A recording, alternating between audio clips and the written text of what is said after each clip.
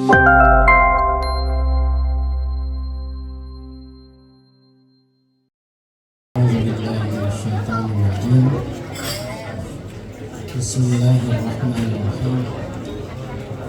Alhamdulillahirabbil alamin wassalatu wassalamu ala asyrofil anbiya'i wal mursalin sayyidina Muhammad wa ala alihi wa sahbihi ajma'in.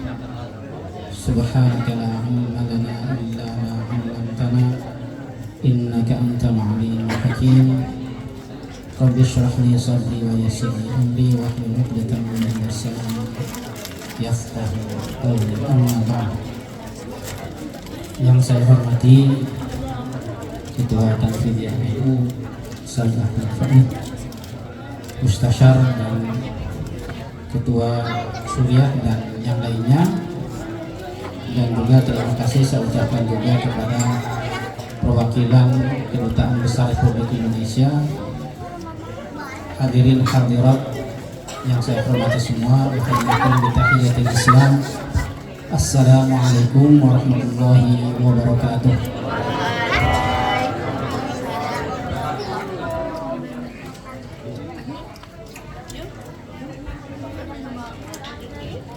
Alhamdulillah, pada malam ini kita semua masih diberikan anugerah kesehatan,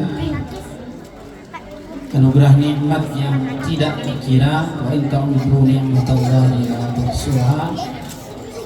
Dan di antara nikmat yang telah Allah anugerahkan kepada kita adalah sebagaimana tadi disampaikan oleh Al-Mukarram Yai Ahmad Faiz, bahwa kita semua adalah sebagai santri. Kalau bapak-bapak, ibu-ibu yang rahmat Allah, yang pernah merasa mondok walaupun 1 bulan ataupun jadi santri kalong, ataupun mungkin ada istilahnya pasaran kalau di Sunda, jadi pesantren waktu di bulan Ramadan. Saya pernah dulu nyantri di pesantren Riyadul Alfiyah ketika Ramadan. Niatnya cuma satu, ngalap berkah. Ketika itu Kang Ajengan mengajarkan kitab Alfiyah Ibnu Malik yang biasanya dipelajari selama bertahun-tahun. Itu khatam hanya 15 hari. Paham? Nggak paham.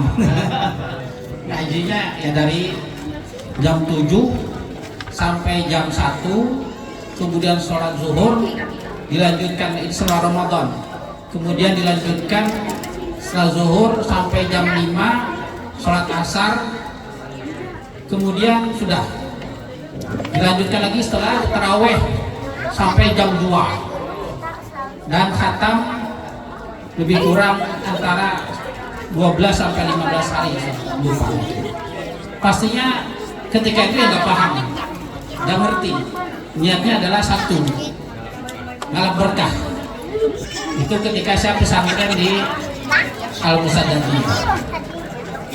Alhamdulillah, kalau dari mondok ke pengabdian semuanya tidak terlepas dari NU. Saya mondok di pesantrennya Kiai Anwar Musaddaq, yang juga salah seorang sesepuh di pengurus besar Nahdlatul Ulama. Kemudian pernah mengabdi di pesantren Cipasung, Tasikmalaya, pimpinan Kiai Ilyas Ruhiyat. Dan kemudian kesini pun banyak juga diantaranya murid-murid dari Profesor Anwar Musaddaq ternyata di sini. Dan kalau kata orang, melanjutkan perjalanan Kiai Anwar Musaddaq. Alhamdulillah, walaupun tidak sama. Uhibbus salihina walastu minhum la'alli anala minhum syafa'atan.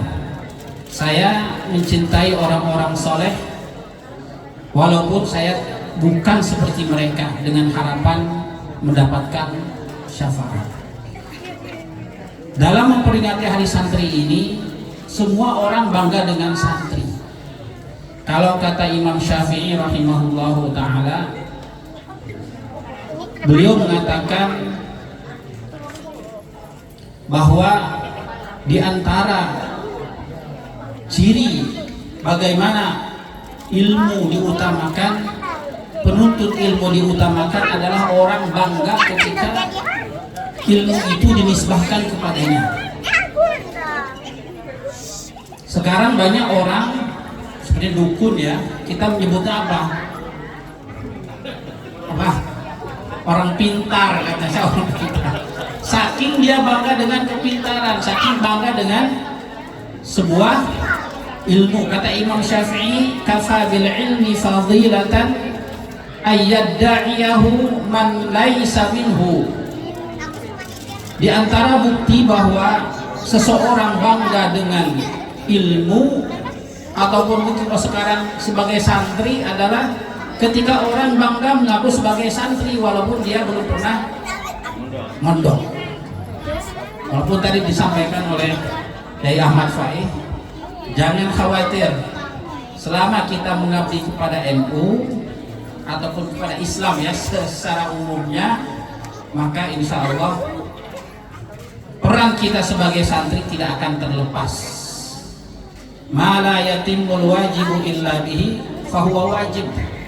Segala sesuatu yang tidak mungkin berjalan kecuali dengan sesuatu itu, maka itu termasuk bagian.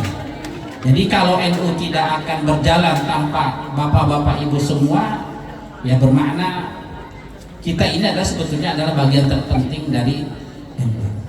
Ada beberapa tugas kita sebagai santri, walaupun tadi disampaikan bahwa Syekh Sayyid Alawi Al-Maliki rahimahullah ta'ala salah seorang ulama yang banyak melahirkan kiai-kiai dan ajengan-ajengan di Indonesia, termasuklah Kiai Maimun Zubair, termasuk paman saya sendiri yang juga lama mondok di tempat tersebut. Beliau mengatakan bahwa naziltu thaliban, saya sampai akhir hayat adalah sebagai pelajar. Ada beberapa tugas kita sebagai santri pada masa ini, walaupun mungkin kita sudah lama meninggalkan pesantren ataupun tempat kita belajar. Yang paling pertama adalah ihtiram. Kita menghormati guru kita walaupun kita sudah jauh berada dari mereka. Imam Syafi'i ketika belajar dengan Imam Malik bin Anas rahimahullah ta'ala, beliau mengatakan, tasaffahtu, aku membuka lembaran kertas baina yaday Malik, di depan Imam Malik, birifqin bi alla yasma'a waq'aha. Saya membuka lembaran kitab kuning, kitab di depan Imam Malik dengan hati-hati supaya Imam Malik tidak mendengar suara lembaran kertas yang aku buka. Dulu Ibnu Abbas radhiyallahu, Abdullah bin Abbas, beliau menuntun kuda Zaid bin Harithah, sama-sama sahabat Nabi ini, dengan perlahan. Lalu ditegur, kenapa wahai Abdullah bin Abbas kau melakukan seperti itu? Maka dijawab, wahakadha, begitulah adabku terhadap ulama. Kita tahu bahwa santri, tidak semua santri ini jadi kiai, tidak semua santri menjadi ajengan kalau di Sunda, tidak semua santri mengabdi sebagai ustadz. Tetapi penghormatan siapapun yang pernah belajar di pesantren tetap mesti kita jaga. Dalam kitab, beberapa kitab dijelaskan bahwa luhumul ulama masmumah, dagingnya para ulama itu beracun. Jadi hati-hati dengan guru kita yang pernah mengajari walaupun satu huruf. Kata Imam Ali radhiyallahu ta'ala anhu, barang siapa mengajarkan satu huruf kepadanya, maka murid itu adalah maulah, dia adalah hambanya. Insya'a a'taqahu, andaikan gurunya berkehendak maka dibebaskan, silahkan. Kalaupun mau silahkan, di apapun terserah. Maksudnya ini bukan hanya sekadar hiperbola ataupun perumpamaan bahwa betapa seorang murid wajib menghormati seorang guru. Lalu bagaimana dengan ketika kita sudah jauh, kita sudah tidak lagi duduk di pesantren, jauh dengan guru kita? Yang pertama kewajiban adalah mendoakan. Pastinya mendoakan guru-guru yang pernah mengajarkan kepada kita, walaupun satu huruf, dua huruf. Yang kedua adalah menyebarkan ilmu. Sebagai contoh, kalau kita dalam ilmu fikih ada, dalam ilmu ini diakui ada al-madzahib al-arba'ah al-mu'tabarah. Ada 4 madhab yang diakui oleh Nahdlatul Ulama sebagai madhab Ahlus Sunnah wal Jamaah dalam ilmu fikih. Ada madhab Hanafi, ada madhab Maliki, ada madhab Syafi'i, ada madhab Hambali. Ini sebetulnya semuanya adalah murid dengan guru. Bagaimana Nu'man bin Thabit bin Zuto, ataupun nama asli dari Imam Abu Hanifah. Imam Abu Hanifah ini mempunyai seorang murid, dua murid namanya sahiban yang terkenal. Yang pertama adalah Abu Yusuf, yang kedua adalah Muhammad bin Hasan Asy-Syaibani. Imam Syafi'i rahimahullahu ta'ala, ataupun madhab resmi ya, ataupun boleh dikatakan madhab resmi NU ya. Kalau orang NU ini ya paling tidak diantara ciri karakteristiknya itu kunut subuh, ataupun kalau tahiyat tidak bergerak, itu biasanya pada kita. Tahiyat akhir, tahiyat tangannya tidak bergerak biasanya, ataupun subuh kunut biasanya. Itu adalah madhab Syafi'i. Kalau kita orang NU, padahal sebetulnya ini adalah madhabnya Imam Syafi'i. Imam Syafi'i ketika belajar kepada Imam Malik yang merupakan pengasas madhab Maliki, beliau sudah selesai semua. Bahkan Imam Maliki sampai Imam Malik wafat, beliau baru meninggalkan Imam Malik. Ketika Imam Malik mengatakan kamu sudah pandai, kata Imam Syafi'i, sekarang aku belajar kemana andaikan setelah ini? Maka Imam Syafi'i bertanya, kata Imam Malik, di sana, di Irak sana ada seorang ulama hebat, tetapi dia sudah wafat ketika kamu lahir. Kan Imam Abu Hanifah wafat pada tahun 150 Hijrah. Di tahun yang sama pula Imam Syafi'i lahir di Gaza, Palestina. 150 Hijriah Imam Syafi'i lahir, dan 150 tahun Hijriah pula Imam Abu Hanifah meninggal dunia. Kata Imam Malik, ada seorang ulama hebat tapi sudah meninggal dunia, tapi dia mempunyai 2 murid yang hebat, dikenal dengan sahiban, yaitu Abu Yusuf dengan Muhammad bin Hasan Asy-Syaibani. Kamu pergi ke sana. Imam Syafi'i taat kepada gurunya. Mencari guru pun adalah berdasarkan arahan dari gurunya. Sebelum ke Imam Malik pun sama. Imam Syafi'i kenapa pergi kepada Imam Malik? Karena dinasihati, direkomendasikan oleh gurunya yang berada di Mekah, yaitu Az-Zanji, Syekh Az-Zanji, salah seorang mufti Mekah ketika itu, Khalid bin Muslim Az-Zanji. Pergi kamu ke Madinah, ada ulama namanya Imam Malik. Maka Imam Syafi'i mempelajari kitab Muwatta dan menghafalnya hanya dalam waktu 10 hari. Ketika pergi ke Imam Malik selesai, tanya lagi, wahai guruku, kemana aku setelah ini? Kata Imam Malik, pergi ke Irak. Ada 2 gurunya, Muhammad bin Hasan Asy-Syaibani. Pergilah kepada, akhirnya berangkat pula ke Irak. Ini bagaimana taatnya seorang guru, menyebarkan ilmunya, belajar kepada murid pula Imam Abu Hanifah, dan kemudian Imam Syafi'i pula punya murid namanya Imam Ahmad bin Hambal. Jadi kalau kita lihat 4 madhab ini sebetulnya semuanya guru dengan murid. Imam Syafi'i belajar kepada muridnya Imam Abu Hanifah, yaitu Abu Yusuf dengan Muhammad bin Hasan Asy-Syaibani. Muhammad bin Hasan Asy-Syaibani punya guru yaitu Imam Abu Hanifah. Imam Syafi'i pula belajar kepada Imam Malik. Imam Syafi'i pula mempunyai murid yaitu Imam Ahmad bin Hambal. Ajarkan apa yang kita pelajari dari guru kita, walaupun kita sudah jauh dari mereka.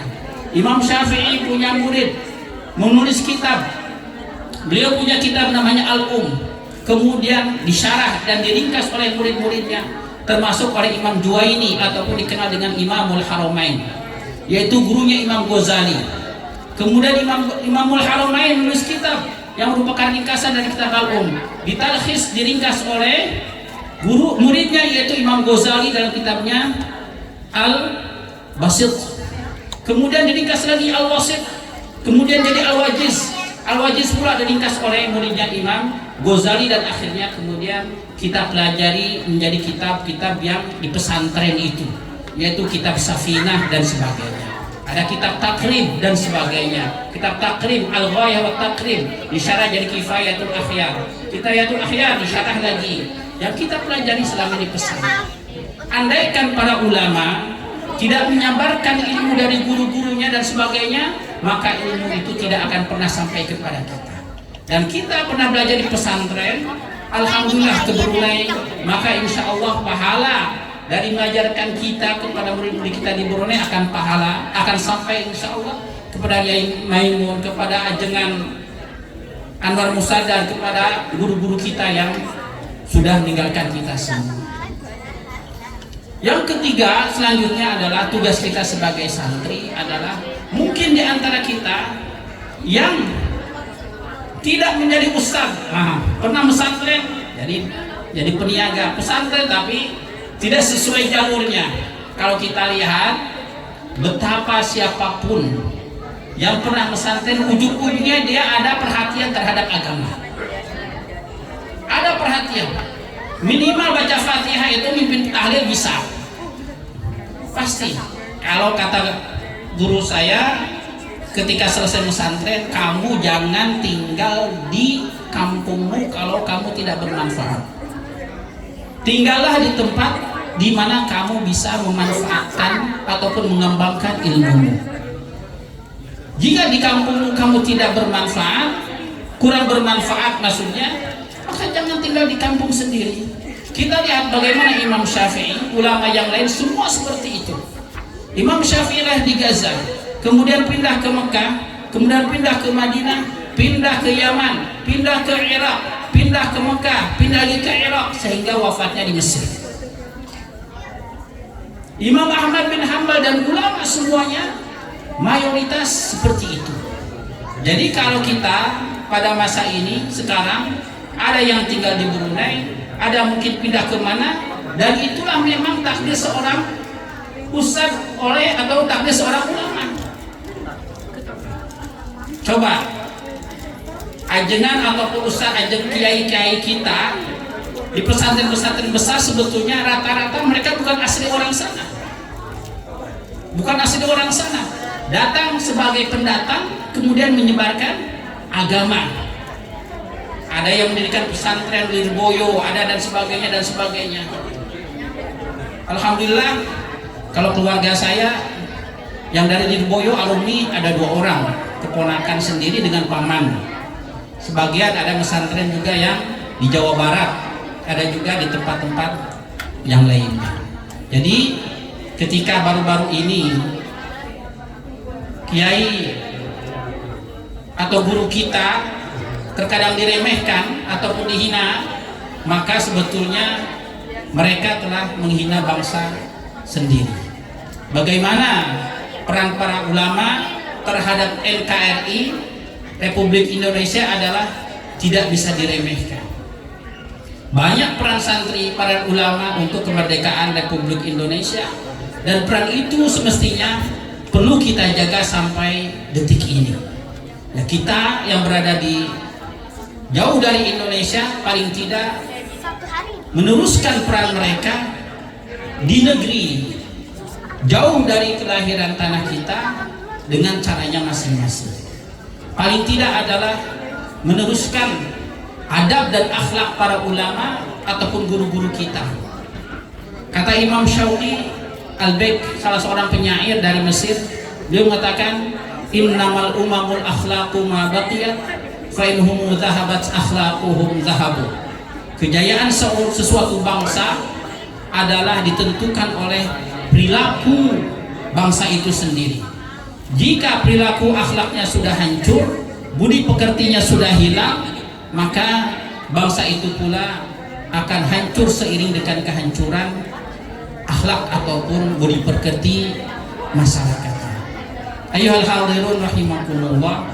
Dan yang terakhir adalah tugas kita sebagai santri pada zaman ini adalah tadi juga disampaikan oleh Yai Pak bahwa kita mesti ikut perkembangan zaman, tetapi jangan terlena dengan zaman.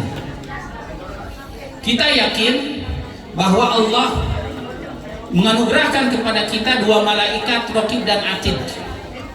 Maksudnya apa? Bahwa potensi kita sebetulnya untuk melakukan kebaikan adalah akan selalu ada, sebagaimana potensi keburukan juga akan selalu ada. Kita yakin bahwa kebaikan bukan saja dilakukan oleh kita ketika kita di pesantren, tetapi juga kebaikan itu akan terus ada potensinya untuk selalu kita lakukan pada zaman ini dan disesuaikan dengan perkembangan zaman yang ada. Kalau dulu mungkin ya mengajar para ajengan ataupun kiai hanya secara fisikal, sekarang semuanya bisa disebar di mana-mana secara live. Ada yang mengajar di Brunei, muridnya ada di Indonesia, atau sebaliknya, gurunya di Indonesia, muridnya ada di Brunei. Ikuti perkembangan zaman, tetapi jangan sampai terlena dengan zaman itu sendiri. Kita mesti mewarnai, bukan diwarnai. Santri mesti mewarnai dengan kebaikan, bukan hanya terombang-ambing dengan zaman yang semakin tidak menentu. Mungkin itu saja yang bisa saya sampaikan.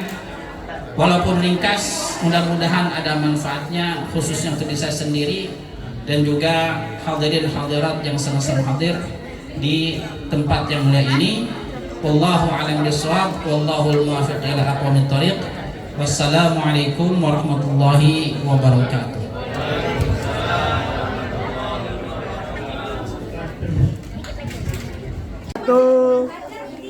Satu, dua, tiga lagi. Satu, dua. Oke, satu, dua, tiga lagi. Satu, dua, tiga lagi. Satu, dua, tiga lagi. Satu, dua, tiga. Lagi, satu, dua, tiga. Oke, sip. Sip. Oke, terima kasih. Silakan ibu-ibu. Tiga. Kami keluarga besar PJI Fatayat Muslimat NU Brunei Darussalam mengucapkan selamat Hari Santri Tiga. Kami keluarga besar PJI Fatayat Muslimat NU Brunei Darussalam mengucapkan selamat Hari Santri 2025.